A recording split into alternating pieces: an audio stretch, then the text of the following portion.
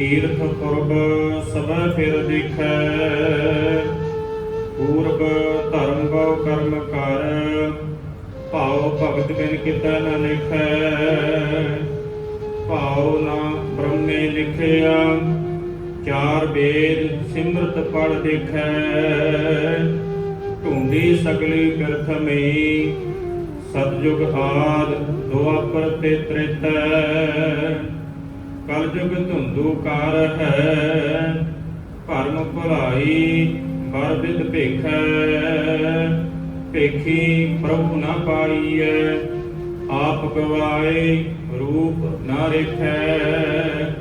गुरमुख वर्ण अवर्ण होए, निव चलै गुर सिख वसिखै। तां कुछ काल पावै दर लेखै, तां कुछ काल पावै दर लिखै। वाहिगुरु जी का खालसा, वाहिगुरु जी की फतेह। धन धन सतगुरु हजूरे अनवर मनुखता दे सांझे रहबर साहिब श्री गुरु ग्रंथ साहिब महाराज जी की पावन और मुकद्दस हजूरी के अंदर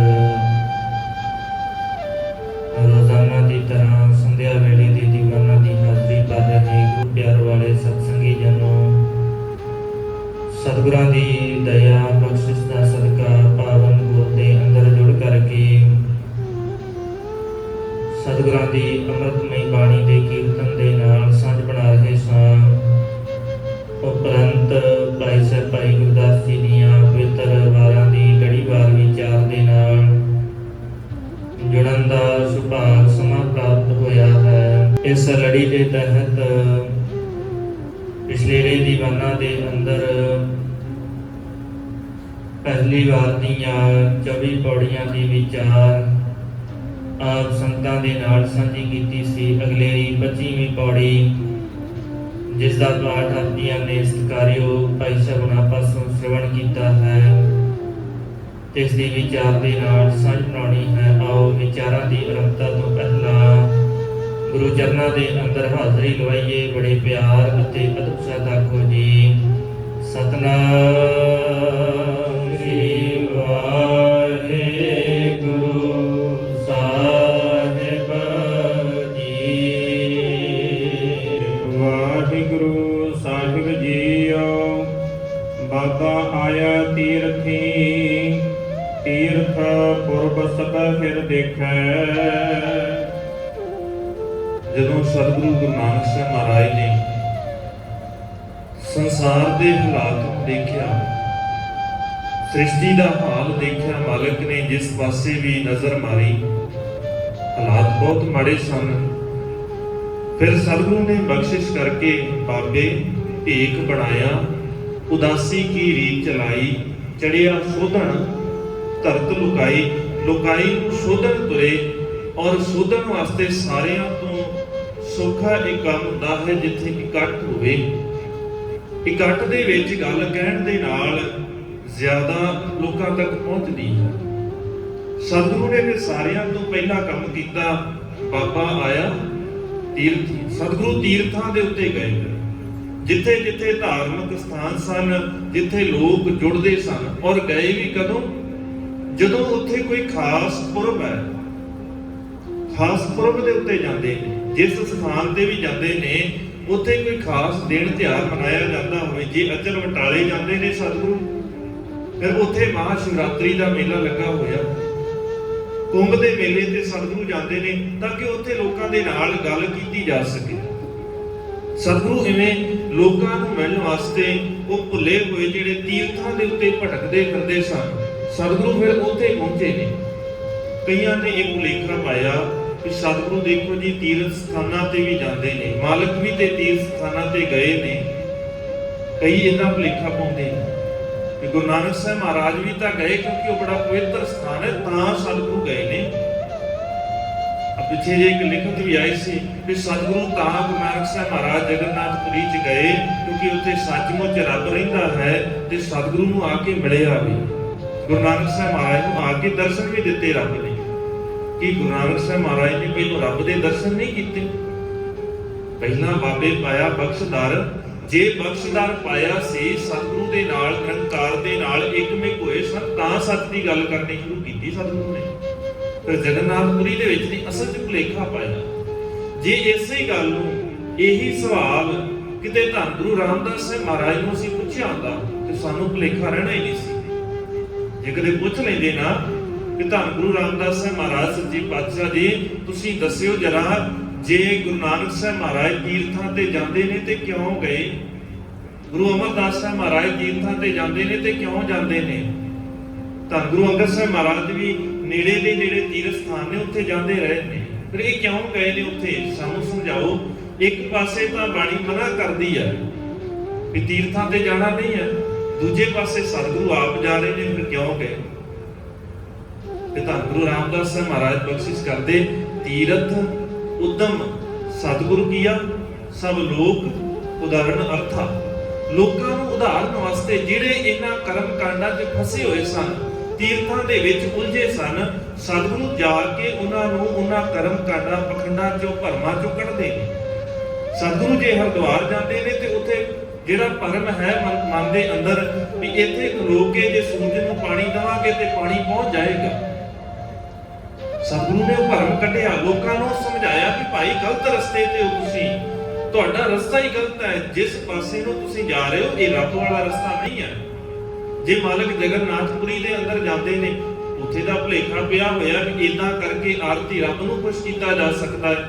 ਸਤਿਗੁਰੂ ਨੇ ਉਹ ਭੁਲੇਖਾ ਕੱਢਿਆ ਕਿ ਭਾਈ ਇਹ ਆਰਤੀ ਨਹੀਂ ਆ, ਇਦਾਂ ਆਰਤੀ ਨਹੀਂ ਹੋ ਸਕਦੀ, ਇਹ ਤੁਹਾਡਾ ਗਲਤ ਤਰੀਕਾ ਹੈ ਆਰਤੀ ਕਰਨ ਦਾ, ਤੁਸੀਂ ਤੇ ਰੱਬ ਨੂੰ ਬੜਾ ਛੋਟਾ ਜਿਹਾ ਸਮਝਿਆ ਹੈ, ਤਾਂ ਇੰਨੀ ਛੋਟੀ ਜੀ ਥਾਲੀ ਚੱਕੀ ਹੈ ਜਿਹਦੇ ਨਾਲ ਆਰਤੀ ਕਰਦੇ ਹੋ, ਉਹ ਤੇ ਵਿਸ਼ਾਲ ਹੈ ਤੇ ਇਹ ਸਾਰਾ ਬ੍ਰਹਮੰਡ ਉਹਦੀ ਆਰਤੀ ਕਰਦਾ ਪਿਆ। ਤੁਸੀਂ ਆਰਤੀ ਕਰਨੀ ਨਹੀਂ ਹੈ, ਆਰਤੀ ਦੇ ਵਿੱਚ ਸ਼ਾਮਲ ਹੋਣਾ। ਜਿਹੜੀ ਆਰਤੀ ਹੋ ਰਹੀ ਹੈ ਨਾ, ਪਹਿਲੋਂ ਤੋਂ ਹੀ ਕੁਦਰਤ ਉਸ ਅਕਾਲ ਪੁਰਖ ਦੀ ਆਰਤੀ ਕਰਦੀ ਹੈ, ਉਸ ਆਰਤੀ 'ਚ ਅਸੀਂ ਸ਼ਾਮਲ ਹੋਣਾ, ਇਹ ਕਰਨੀ ਨਹੀਂ ਹੈ। ਜੇ ਸਤਿਗੁਰੂ ਕੁਰੂਕਸ਼ੇਤਰ ਦੇ ਮੈਦਾਨ ਦੇ ਵਿੱਚ ਆਉਂਦੇ ਨੇ, ਉਸ ਜਗ੍ਹਾ ਦੇ ਉੱਤੇ ਉੱਥੇ ਲੱਗੇ ਹੋਏ ਗ੍ਰਹਿਣ ਦੇ ਮੇਲੇ ਦੇ ਉੱਤੇ ਜਾਂਦੇ ਨੇ, ਸੂਰਜ ਗ੍ਰਹਿਣ ਹੈ, ਉੱਥੇ ਮੇਲਾ ਲੱਗਾ ਹੋਇਆ ਹੈ, ਸਤਿਗੁਰੂ ਉੱਥੇ ਜਾਂਦੇ ਨੇ ਤੇ ਭੁਲੇਖਾ ਕੱਢਣ ਵਾਸਤੇ ਵੀ ਅੱਜ ਕੋਈ ਨਾ ਤੇ ਬਹੁਤਾ ਚੰਗਾ ਦਿਨ ਹੈ ਤੇ ਨਾ ਮਾੜਾ ਦਿਨ ਹੈ, ਕਿਉਂਕਿ ਉਹਦੇ ਨੇ ਮੰਨਿਆ ਜਾਂਦਾ ਸੀ ਵੀ ਮਾੜਾ ਦਿਨ ਹੈ, ਅੱਜ ਘਰ ਦੇ ਅੰਦਰ ਕੁਝ ਖਾਣਾ ਨਹੀਂ, ਪਕਾਉਣਾ ਨਹੀਂ ਆ, ਚੁੱਲ੍ਹਾ ਨਹੀਂ ਪਕਣਾ। ਸਤਿਗੁਰੂ ਨੇ ਭੁਲੇਖਾ ਕੱਢਿਆ, ਅੱਜ ਸਾਡੇ ਹੱਥ 'ਚ ਅਜੇ ਵੀ ਹੈਗਾ। ਗੁਰੂ ਸਾਹਿਬ ਨੇ ਸਮਝਾਇਆ ਸੀ ਕਿ ਐਵੇਂ ਭੁਲੇਖੇ 'ਚ ਨਾ ਪਈ, ਸਾਨੂੰ ਅਜੇ ਵੀ ਗ੍ਰਹਿਣਾਂ ਦਾ, ਸੂਰਜ ਗ੍ਰਹਿਣ ਦਾ, ਚੰਦਰ ਗ੍ਰਹਿਣ ਦਾ ਬੜਾ ਭੁਲੇਖਾ ਜਿਹਾ ਹੈ। ਸਤਿਗੁਰੂ ਨੇ ਜਾ ਕੇ ਹਰੇਕ ਜਗ੍ਹਾ ਇਹਦਾ ਪੁਰਬ ਜਿਹੜੇ ਨੇ, ਤੀਰਥਾਂ ਤੇ ਜਾ ਕੇ ਪੁਰਬਾਂ ਦਾ ਜਿਹੜਾ ਭੁਲੇਖਾ ਹੈ ਮਾਲਕ ਨੇ ਉਹ ਸਾਡੀ ਜ਼ਿੰਦਗੀ 'ਚੋਂ ਕੱਢਿਆ ਹੈ। ਪੂਰਬ ਧਰਮ ਕੋ ਕਰਮ ਕਰ, ਭਾਉ ਭਗਤ ਬਿਨ ਕਿਤੇ ਨ ਲਿਖੇ। ਸਤਿਗੁਰੂ ਜਾ ਕੇ ਉੱਥੇ ਵੇਖਦੇ ਨੇ, ਹਾਲਾਤ ਦੇਖੇ, ਲੋਕ ਕੀ ਕਰਦੇ ਨੇ, ਜੋ ਕਿਸੇ ਨੇ ਪਹਿਲੋਂ ਤੋਂ ਦੱਸਿਆ ਹੋਇਆ ਹੈ, ਜੋ ਪਹਿਲੇ ਕਰਦੇ ਨੇ। ਜਿੱਦਾਂ ਸਾਡੇ ਅੰਦਰ ਵੀ ਚੱਲਦਾ ਹੈ ਨਾ ਕਈ ਵਾਰ, ਜੀ ਸਾਰੇ ਕਰਦੇ ਨੇ, ਸਾਡੇ ਬਜ਼ੁਰਗ ਕਰਦੇ ਨੇ ਤਾਂ ਅਸੀਂ ਕਰਦੇ ਹਾਂ। ਪੂਰਬ ਕਰਮ ਜੋ ਪਹਿਲੇ ਕਰਦੇ ਸਨ, ਜੋ ਪਹਿਲਿਆਂ ਨੇ ਬਜ਼ੁਰਗਾਂ ਨੇ ਕੀਤਾ, ਉਹੀ ਜੀ ਅਸੀਂ ਵੀ ਕਰਨਾ ਹੈ, ਉਹੀ ਕਰਨਾ ਹੈ। ਮਾਲਕ ਨੇ ਜਦੋਂ ਇਹ ਸਾਰਾ ਕੁਝ ਦੇਖਿਆ ਤੇ ਮਾਲਕ ਨੇ ਇੱਕ ਗੱਲ ਉੱਥੇ ਨੋਟ ਕੀਤੀ ਵੀ ਇੱਥੇ ਕਿਸੇ ਦੇ ਅੰਦਰ ਵੀ ਭਾਉ ਭਗਤ ਵਾਲੀ ਗੱਲ ਨਹੀਂ ਹੈ, ਸਾਰੇ ਦੇਖਾ ਦੇਖੀ ਵਾਲੇ ਨੇ। ਇੱਕ ਨੇ ਕਿਹਾ, ਦੂਜਾ ਤੁਰ ਪਿਆ, ਦੂਜੇ ਨੂੰ ਵੇਖਿਆ, ਤੀਜਾ ਤੁਰ ਪਿਆ। ਭਾਉ ਭਗਤ ਵਾਲੀ ਗੱਲ ਨਹੀਂ ਹੈ। ਤੇ ਜੇ ਰੱਬ ਜੀ ਨੂੰ ਮਿਲਣਾ ਹੈ ਤੇ ਇੱਥੇ ਤੇ ਗੱਲ ਹੀ ਭਾਉ ਭਗਤ ਦੀ। ਜਿਨ ਪ੍ਰੇਮ ਕੀਓ ਤੇ ਨਹੀਂ ਪ੍ਰਭਾ ਭਾਖਿਆ ਭਾਉ ਅਪਾਰ ਉਸ ਮਾਲਕ ਦੀ ਬੋਲੀ, ਉਸ ਮਾਲਕ ਦੇ ਨਾਲ ਮਿਲਣ ਦਾ ਢੰਗ ਜਿਹੜਾ ਹੈ ਉਹ ਪ੍ਰੇਮ ਵਾਲਾ ਹੈ। ਪ੍ਰੇਮ ਤੋਂ ਬਿਨਾਂ ਇੱਥੇ ਹੱਠ ਧਰਮੀ ਨਹੀਂ ਚੱਲਦੇ, ਇੱਥੇ ਪਖੰਡੀ ਨਹੀਂ ਚੱਲਦੇ, ਇੱਥੇ ਰੱਬ ਦੇ ਨਾਲ ਮਿਲਣਾ ਹੈ ਤੇ ਫਿਰ ਇੱਕੋ ਹੀ ਤਰੀਕਾ ਹੈ, ਉਹ ਪ੍ਰੇਮਾ ਭਗਤੀ ਦਾ। ਤੀਰਥਾਂ ਤੇ ਨਹਾਤਿਆਂ ਕੁਝ ਨਹੀਂ ਹੋਣਾ। ਸਤਿਗੁਰੂ ਤੇ ਇਤੋਂ ਤੱਕ ਕਹਿੰਦੇ, ਮਾਲਕ ਕਹਿੰਦੇ ਜੇ ਤੀਰਥਾਂ ਤੇ ਨਹਾਉਣ ਨਾਲ ਕੁਝ ਮਿਲਦਾ ਹੁੰਦਾ, ਫਿਰ ਇੱਥੇ ਬੜਾ ਕੁਝ ਹੈ ਜਿਹੜਾ ਤੀਰਥਾਂ ਦੇ ਉੱਤੇ ਬੜੇ ਲੋਕ ਤੁਰੇ ਫਿਰਦੇ ਨੇ, ਐਵੇਂ ਭੁਲੇਖਾ ਨਾ ਖਾ ਜਾਵੀਂ। ਇਹ ਅਸਲ ਦੇ ਵਿੱਚ ਹੰਸਾਂ ਦੀ ਪੋਸ਼ਾਕ ਦੇ ਵਿੱਚ ਬਗਲੇ ਤੁਰੇ ਫਿਰਦੇ। ਤੀਰਥਾਂ ਦੇ ਉੱਤੇ ਬਹੁਤੇ ਥਾਵਾਂ ਇਦਾਂ ਹੀ ਆ। ਤਾਂ ਹੀ ਮਾਲਕ ਨੇ ਕਿਹਾ ਸੀ ਅਸਲ ਤੀਰਥ ਸਾਨੂੰ ਦਿੱਤਾ ਹੈ। ਕਿਹੜੇ ਤੀਰਥ ਤੇ ਇਸ਼ਨਾਨ ਕਰਨਾ ਸਤਿਗੁਰੂ ਨੇ ਵੀ ਦੱਸਿਆ। ਜੇ ਦੂਜੇ ਤੀਰਥਾਂ ਤੋਂ ਮਨਾ ਕੀਤਾ ਨਾ, ਤੀਰਥ ਨਹਾਵਣ ਜਾਓ, ਤੀਰਥ ਨਾਮ ਹੈ। ਜੇ ਦੂਜਿਆਂ ਤੋਂ ਮਨਾ ਕੀਤਾ ਹੈ ਨਾ ਕਿ ਦੂਜਿਆਂ ਤੀਰਥਾਂ ਤੇ ਨਹਾਉਣਾ ਨਹੀਂ ਆ, ਉੱਥੇ ਜਾਣਾ ਨਹੀਂ ਹੈ, ਇਹ ਕਰਮ ਕਾਂਡ ਹੈ, ਤੇ ਸਤਿਗੁਰੂ ਨੇ ਸਾਨੂੰ ਅਸਲ ਤੀਰਥ ਵੀ ਦੱਸਿਆ ਹੈ। ਕਿ ਆਹ ਤੀਰਥ ਹੈ, ਜਿਸ ਦਿਨ ਇਸ ਤੀਰਥ ਤੇ ਆ ਕੇ ਇਸ਼ਨਾਨ ਕਰੇਗਾ ਸੱਚਮੁੱਚ ਜੀਵਨ ਬਦਲੇਗਾ। ਨਹੀਂ ਤੇ ਉੱਥੇ ਤੇ ਜਾਂਦੇ ਨਹੀਂ। ਨਹਾਵਣ ਚੱਲੇ ਤੀਰਥੀ ਮਨ ਖੋਟੇ ਤਨ ਚੋਰ, ਇੱਕ ਭਾਉ ਲੱਥੀ ਨਹਾਤਿਆਂ। ਇੱਕ ਹਿੱਸਾ ਤੇ ਸਾਫ਼ ਕਰ ਲਿਆ ਸਰੀਰ ਦੀ ਮੈਲ ਤਾਂ ਉਸ ਤੀਰਥ ਤੇ ਜਾ ਕੇ ਧੋ ਲਈ, ਦੋਏ ਭਾ ਚੜੀਏ ਸੋਲ।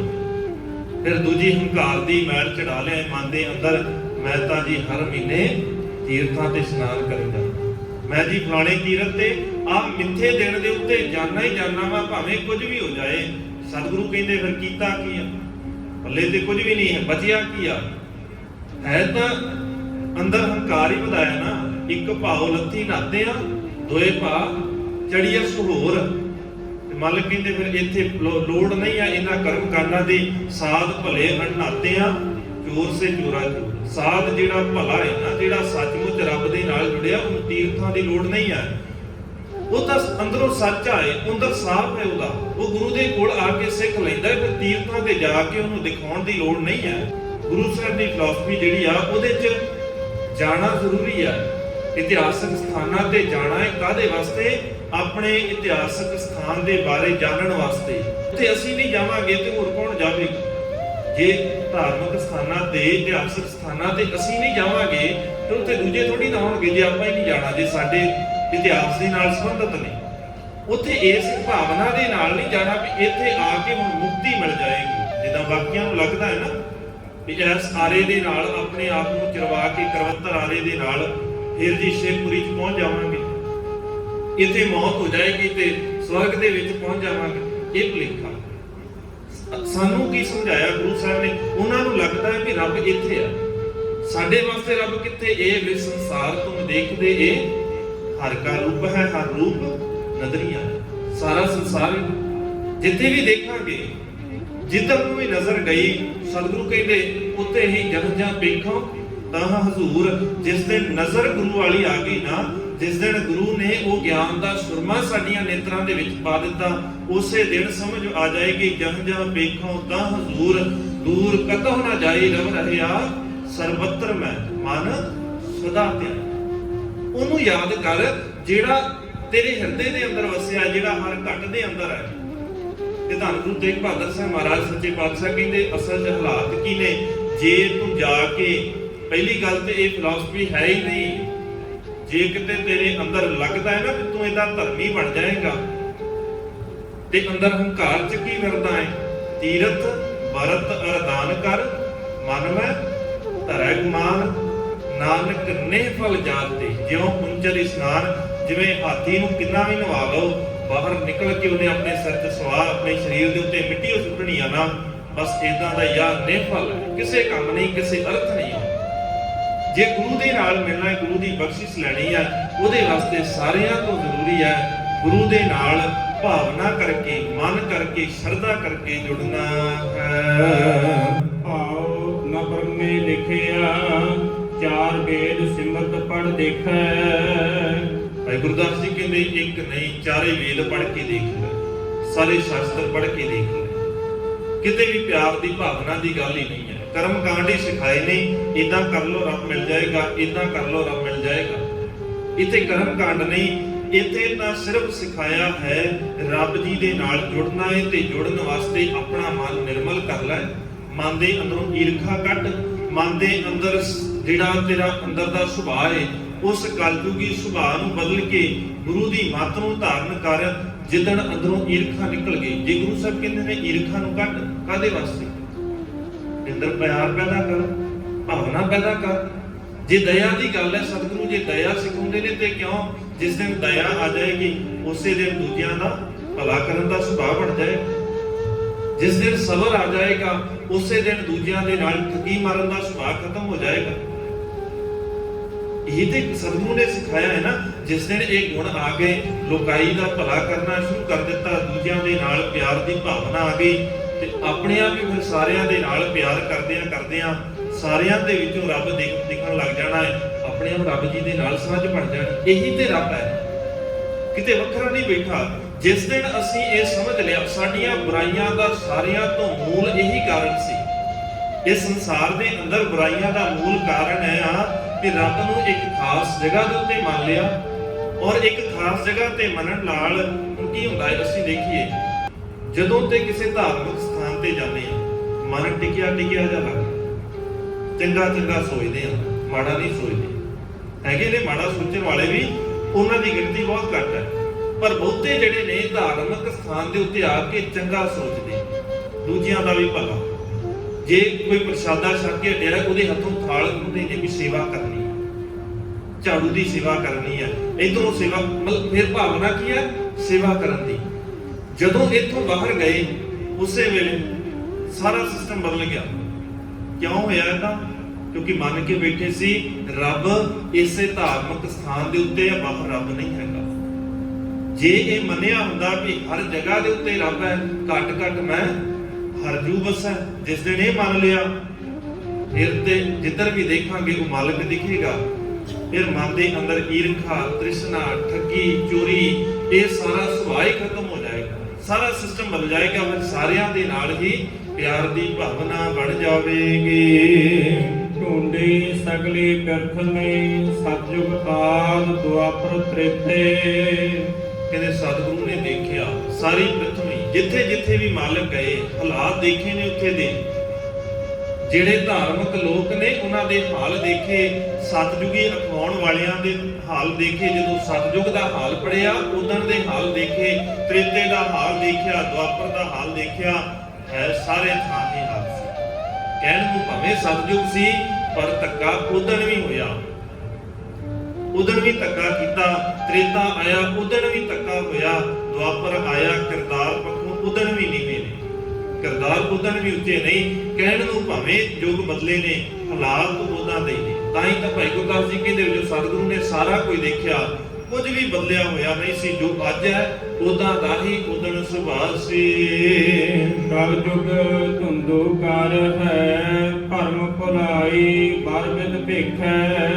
ਔਰ ਉਹੀ ਹਾਲਤ ਕਹਿੰਦੇ ਕਲਯੁਗ ਦੇ ਵਿੱਚ ਦੇਖਿਆ, ਇੱਥੇ ਵੀ ਉਦਾਂ ਹੀ ਗੁਬਾਰ ਹੈ, ਹਨੇਰਾ ਹੈ ਸਾਰੇ ਪਾਸੇ। ਧਰਮ ਦੇ ਨਾਮ ਦੇ ਉੱਤੇ ਠੱਗੀਆਂ ਨੇ, ਧਰਮ ਦੇ ਨਾਮ ਦੇ ਉੱਤੇ ਭੁਲੇਖਾ ਹੈ। ਕਪਟੀ ਲੋਕ ਧਰਮ ਦਾ ਪਹਿਰਾਵਾ ਪਾ ਕੇ ਫਿਰ ਇੱਥੇ ਤੁਰੇ ਫਿਰਦੇ ਨੇ। ਅੱਜ ਤਾਂ ਸਤਿਗੁਰੂ ਕਹਿੰਦੇ ਇੱਥੇ ਦੇਖ ਕੇ ਕਈ ਵਾਰ ਨਾ ਧਰਮੀ ਲੋਕਾਂ ਨੂੰ ਇਦਾਂ ਲੱਗਦਾ ਹੈ ਕਿ ਬੜੇ ਚੰਗੇ ਹੋਣਗੇ। ਮੈਂ ਜਾਣਿਆ ਵੱਡ ਹੰਸ ਹੈ, ਤਾਂ ਮੈਂ ਕੀਆ ਸੰਗ, ਮੈਨੂੰ ਲੱਗਾ ਵੀ ਇਹ ਬੜਾ ਉੱਚਾ ਹੈ, ਹੰਸ ਵਰਗਾ ਹੈ, ਬੜਾ ਸੋਹਣਾ। ਜਿਵੇਂ ਹੰਸ ਬੜਾ ਨਿਰਮਲ ਹੈ ਨਾ, ਉਹਦੇ ਜੀਵਨ ਦੇ ਅੰਦਰ ਕੋਈ ਕਮੀ ਨਹੀਂ।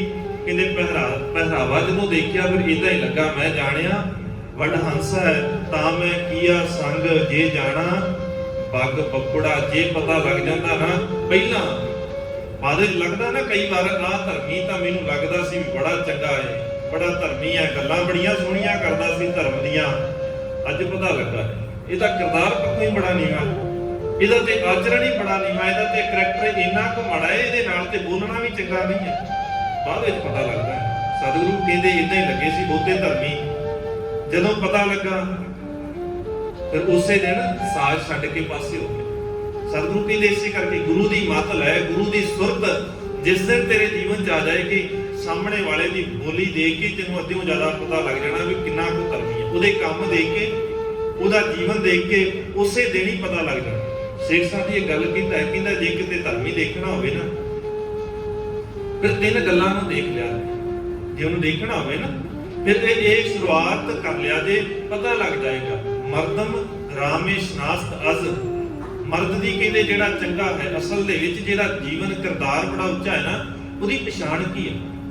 ਉਹਦੀ ਪਛਾਣ ਹੈ ਗੁਫਤਾਰੋ। ਉਹਦੀ ਗੁਫਤਾਰ ਜਿਹੜੀ ਬੋਲਣ ਦਾ ਢੰਗ, ਉਹ ਬੜਾ ਸੋਹਣਾ ਹੋਏਗਾ, ਚੰਗਾ ਹੋਏਗਾ। ਤੇ ਜ਼ਰੂਰੀ ਨਹੀਂ ਹੈ ਜਿਹੜਾ ਇਕੱਲਾ ਬੋਲਣ ਦਾ ਢੰਗ ਚੰਗਾ ਹੈ ਉਹ ਚੰਗਾ ਵੀ ਹੋਵੇਗਾ। ਇਦਾਂ ਨਹੀਂ, ਬਹੁਤੀ ਵਾਰ ਬੋਲਣ ਤੋਂ ਜਿਹੜੇ ਮੁੱਠੇ ਨੇ ਨਾ, ਫਿਰ ਉਹਨਾਂ ਦੇ ਅੰਦਰ ਕੁਝ ਹੋਰ ਚੱਲਦਾ ਹੈ। ਜ਼ੁਬਾਨ ਤੇ ਕੁਝ ਹੋਰ ਹੈ, ਅੰਦਰ ਕੁਝ ਹੋਰ ਹੈ। ਫਿਰ ਕਹਿੰਦੇ ਇਹਦਾ ਦੇਖਣਾ ਕੀ ਹੈ? ਦਸਤਾਰ, ਭਾਵ ਦਾ ਪਹਿਰਾਵਾ ਕਿਵੇਂ ਦਾ ਹੈ। ਪਹਿਰਾਵਾ ਵੀ ਚੰਗਾ ਹੋਣਾ ਚਾਹੀਦਾ, ਇਹ ਨਹੀਂ ਪਹਿਰਾਵਾ ਮਾੜਾ ਹੈ ਤਾਂ ਵੀ ਚੱਲ ਜਾਏਗਾ। ਨਹੀਂ, ਪਹਿਰਾਵਾ ਵੀ ਠੀਕ ਹੋਣਾ ਚਾਹੀਦਾ ਹੈ, ਪਰ ਜ਼ਰੂਰੀ ਨਹੀਂ ਹੈ ਕਿ ਇਕੱਲਾ ਪਹਿਰਾਵੇ ਦੇ ਨਾਲ ਹੀ ਚੱਲ ਜਾਏਗਾ ਕੰਮ। ਤੇ ਤੀਜੀ ਗੱਲ ਰਫ਼ਤਾਰ ਦੀ, ਭਾਵ ਉਹਦਾ ਚਾਲ ਚੱਲਣ ਕਿਵੇਂ ਦਾ ਹੈ। ਤਿੰਨੇ ਚੀਜ਼ਾਂ ਨੂੰ ਦੇਖ ਲਿਆ। ਜੇ ਤਿੰਨੇ ਚੀਜ਼ਾਂ ਇੱਕ ਦੂਜੇ ਦੇ ਨਾਲ ਮੈਚ ਕਰਦੀਆਂ ਨੇ, ਫਿਰ ਕਿਰਦਾਰ ਹੈਗਾ ਹੈ। ਜੇ ਤਿੰਨੇ ਹੀ ਵੱਖ-ਵੱਖ ਨੇ, ਤਿੰਨੇ ਹੀ ਮੈਚ ਨਹੀਂ ਕਰਦੀਆਂ, ਫਿਰ ਅਸਲ ਦੇ ਵਿੱਚ ਦੰਭੀ ਪਖੰਡੀ ਭੇਖੀ ਹੈ, ਧਰਮੀ ਨਹੀਂ ਹੈਗਾ। ਧਰਮੀ ਕੀ, ਉਹ ਅਸਲ ਦੇ ਵਿੱਚ ਕਿਰਦਾਰ ਪੱਖੋਂ ਸੰਸਾਰੀ ਵੀ ਨਹੀਂ ਹੈਗਾ।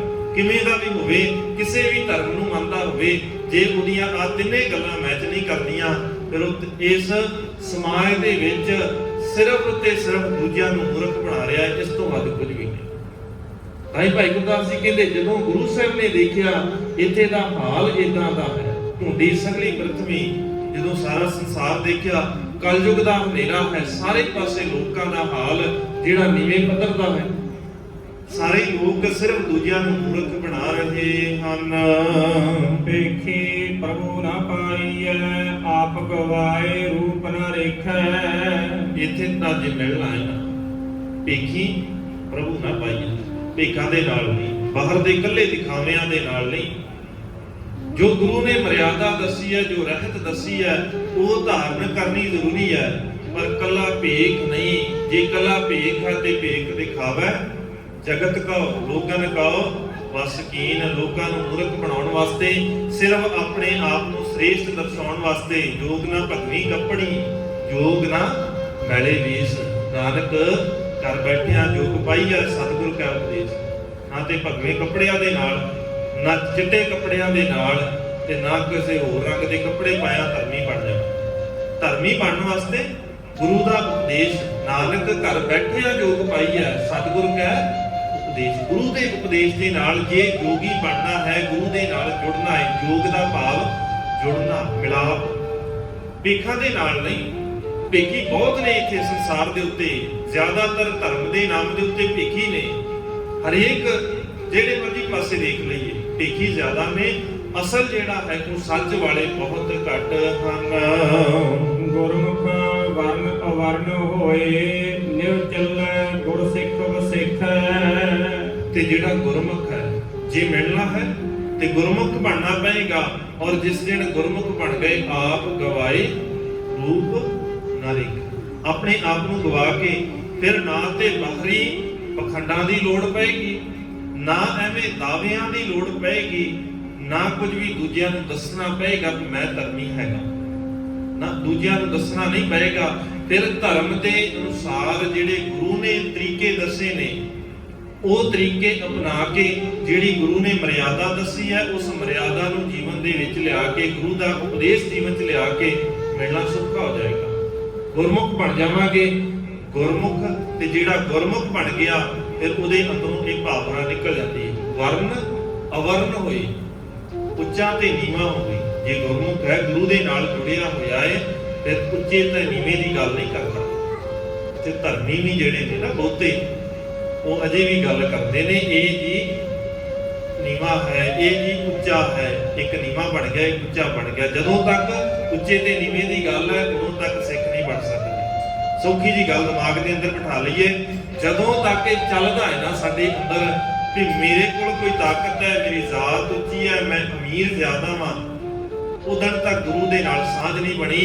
ਨਿਤਨੇਮ ਜਿੰਨਾ ਮਰਜ਼ੀ ਕਰ ਲਈਏ, ਬਾਣੀ ਜਿੰਨੀ ਮਰਜ਼ੀ ਪੜ੍ਹ ਲਈਏ, ਦਾਅਵੇ ਜਿੰਨੇ ਮਰਜ਼ੀ ਕਰ ਲਈਏ, ਦਾਨ ਪੁੰਨ ਜੋ ਕਰਨਾ ਹੈ ਕਰ ਲਈਏ, ਸਤਿਗੁਰੂ ਦਾ ਸਪਸ਼ਟ ਉਪਦੇਸ਼ ਹੈ, ਨੀਚਾਂ ਅੰਦਰ ਨੀਚ ਜ਼ਾਤ ਨੀਚੀ ਹੂੰ ਅਤ ਨੀਚ, ਨਾਨਕ ਤਿਨ ਕੈ ਸੰਗ ਸਾਥ ਵੱਡਿਆ ਸਿਉ ਕਿਆ ਰੀਸ। ਜਾ ਤੂੰ ਵੱਡਾ ਹੈ ਤੇ ਫਿਰ ਵੱਡਾ ਰਹਿ, ਤੇਰੇ ਨਾਲ ਅਸੀਂ ਕੀ ਲੈਣਾ। ਤੈਨੂੰ ਜੇ ਆਪਣੀ ਜ਼ਾਤ ਦਾ ਹੀ ਹੰਕਾਰ ਹੈ, ਇਹ ਨਹੀਂ, ਫਿਰ ਤੇਰੀ ਸਾਂਝ ਸਾਡੇ ਨਾਲ ਨਹੀਂ ਬਣਦੀ। ਗੁਰੂ ਸਾਹਿਬ ਕਹਿੰਦੇ ਮੇਰੇ ਨਾਲ ਤੇਰੀ ਕੋਈ ਸਾਂਝ ਨਹੀਂ। ਹਾਂ, ਦੂਜਿਆਂ ਨੂੰ, ਲੋਕਾਂ ਨੂੰ ਤੂੰ ਭਰਮਾਉਣਾ ਹੈ ਨਾ, ਭਰਮਾਈ ਜਾ ਜਿੰਨਾ ਮਰਜ਼ੀ, ਜਿੰਨੇ ਮਰਜ਼ੀ ਕਹੀ ਜਾ ਮੈਂ ਬੜੀ ਸੇਵਾ ਕਰਦਾ, ਲੋਕ ਤੇਰੀ ਵਾਹਵਾਹੀ ਕਰਨਗੇ। ਲੋਕਾਂ ਦੀ ਵਾਹਵਾਹੀ ਦੇ ਨਾਲ ਨਹੀਂ। ਲੋਕਨ ਕੀ ਚਤਰਾਈ ਉਪਮਾ ਤੇ ਬੈਸੰਤਰ ਜਾਲ। ਲੋਕਾਂ ਦੀਆਂ ਗੱਲਾਂ, ਜੇ ਕੋਈ ਚਤਰਾਈ ਕਰ ਰਿਹਾ ਹੈ, ਕੋਈ ਉਪਮਾ ਕਰ ਰਿਹਾ ਹੈ, ਛੱਡਦੇ। ਹੁਣ ਦੁਨੀਆ ਦੀ ਪਰਵਾਹ ਨਾ ਕਰ, ਪਰਵਾਹ ਕਰਨੀ ਹੈ ਤੇ ਗੁਰੂ ਦੀ ਕਰਿਆ ਕਰ। ਜਿਸ ਦਿਨ ਤੇਰੇ ਅੰਦਰ ਨਿਮਰਤਾ ਆ ਗਈ, ਵਰਨ ਤੇ ਅਵਰਨ ਦੀ, ਉੱਚੇ ਤੇ ਨੀਵੇਂ ਦੀ ਗੱਲ ਚਲੀ ਗਈ, ਗਰੀਬੀ ਆ ਗਈ, ਨਿਮਰਤਾ ਆ ਗਈ, ਉਸੇ ਦਿਨ ਤੂੰ ਗੁਰੂ ਦੇ ਚਰਨਾਂ ਦੇ ਅੰਦਰ ਪ੍ਰਵਾਨ ਹੋ ਜਾਵੇਂਗਾ। ਆ ਕੁਝ ਕਾਲ ਪਵੈ ਦਰ ਲੇਖੈ। ਸਤਿਗੁਰੂ ਕਹਿੰਦੇ ਜਿਸ ਦਿਨ ਤੇਰੇ ਅੰਦਰ ਇਦਾਂ ਦਾ ਸੁਭਾਅ ਆ ਗਿਆ, ਗੁਰਦਾਸ ਜੀ ਦੇ ਹਮੇਸ਼ਾ ਅਖੀਰ ਦੇ ਵਿੱਚ ਆ ਕੇ ਆਪਣੀ ਜਿਹੜੀ ਗੱਲ ਹੈ, ਗੁਰੂ ਦਾ ਸਿਧਾਂਤ ਦੱਸਦੇ। ਜੇ ਇਦਾਂ ਦਾ ਸੁਭਾਅ ਬਣ ਗਿਆ ਵੀ ਵਰਨ ਅਵਰਨ ਦੀ ਉੱਚੇ ਤੇ ਨੀਵੇਂ ਦੀ ਜਿਹੜੀ ਗੱਲ ਹੈ ਤੇਰੇ ਹਿਰਦੇ ਦੇ ਅੰਦਰੋਂ ਚਲੀ ਗਈ, ਹੰਕਾਰ ਨਿਕਲ ਗਿਆ, ਤਾਂ ਕਿਸ ਘਾਲ ਆਏ ਦਰ ਲਿਖਿਆ। ਫਿਰ ਤੇਰੀ ਆ ਜਿਹੜੇ ਕੀਤਾ ਹੋਇਆ ਕੰਮ ਹੈ ਨਾ, ਜਿਹੜਾ ਤੂੰ ਸਿਮਰਨ ਕੀਤਾ ਹੈ, ਤੂੰ ਬਾਣੀ ਪੜ੍ਹੀ ਹੈ, ਕੀਰਤਨ ਕੀਤਾ ਹੈ, ਵਿਚਾਰਾਂ ਕੀਤੀਆਂ ਨੇ, ਕੀਰਤਨ ਸੁਣਿਆ ਤੇ ਵਿਚਾਰਾਂ ਸੁਣੀਆਂ ਨੇ, ਧਰਮੀ ਭੇਖ ਬਣਾਇਆ ਹੈ, ਫਿਰ ਉਦਣ ਲੇਖੇ ਦੇ ਵਿੱਚ ਲੱਗੇਗਾ ਜਿਸ ਦਿਨ ਤੇਰੇ ਅੰਦਰ ਨਿਮਰਤਾ ਆ ਗਈ। ਜਦੋਂ ਤੱਕ ਉੱਚਾਪਨ ਹੈ, ਹੰਕਾਰ ਹੈ, ਸਤਿਗੁਰੂ ਕਹਿੰਦੇ ਉਹਨਾਂ ਚਿਰ ਤੱਕ ਹਉਮੈ ਨਾਮੈ ਨਾਲ ਵਿਰੋਧ ਹੈ, ਦੋਏ ਨਾ ਵਸੈ ਇਕ। ਜਦੋਂ ਤੱਕ ਹਉਮੈ ਹੈ ਨਾ, ਉੱਚੀ ਜ਼ਾਤ ਦੀ, ਧਨ ਦੀ, ਕਿਸੇ ਵੀ ਪ੍ਰਕਾਰ ਦੀ ਹੋਵੇ, ਸਰੀਰ ਦੀ ਹੋਵੇ, ਤਾਕਤ ਦੀ ਹੋਵੇ, ਜਦੋਂ ਤੱਕ ਹਉਮੈ ਆ, ਸਤਿਗੁਰੂ ਕਹਿੰਦੇ ਉਦੋਂ ਤੱਕ ਤੇਰੀ ਸਾਂਝ ਸਾਡੇ ਨਾਲ ਨਹੀਂ ਬਣ ਸਕਦੀ। ਜੇ ਸਾਂਝ ਬਣਾਉਣੀ ਹੈ ਤੇ ਫਿਰ ਨਿਮਰਤਾ ਲੈ ਕੇ ਆਵੀਂ। ਜਿਸ ਦਿਨ ਨਿਮਰਤਾ ਆ ਗਈ, ਆਪਣੇ ਆਪ ਤੇਰੀ ਸਾਂਝ ਬਣ ਜਾਵੇਗੀ। ਸਤਿਗੁਰੂ ਬਖਸ਼ਿਸ਼ ਕਰਨ। ਵਿਚਾਰਾਂ ਕਰਦਿਆਂ ਹੋਈਆਂ ਬੇਅੰਤ ਭੁੱਲਾਂ ਦੀ ਖਿਮਾ ਸਤਿਗੁਰੂ ਬਖਸ਼ ਲੈਣ। ਸੰਗਤ ਬਖਸ਼ਣ ਯੋਗ ਹੈ, ਬਖਸ਼ ਲੈਣਾ ਜੀ। ਬੁਲਾਓ ਜੀ ਫਤਿਹ ਆਖੋ ਜੀ। ਵਾਹਿਗੁਰੂ ਜੀ ਕਾ ਖਾਲਸਾ, ਵਾਹਿਗੁਰੂ ਜੀ ਕੀ ਫਤਿਹ।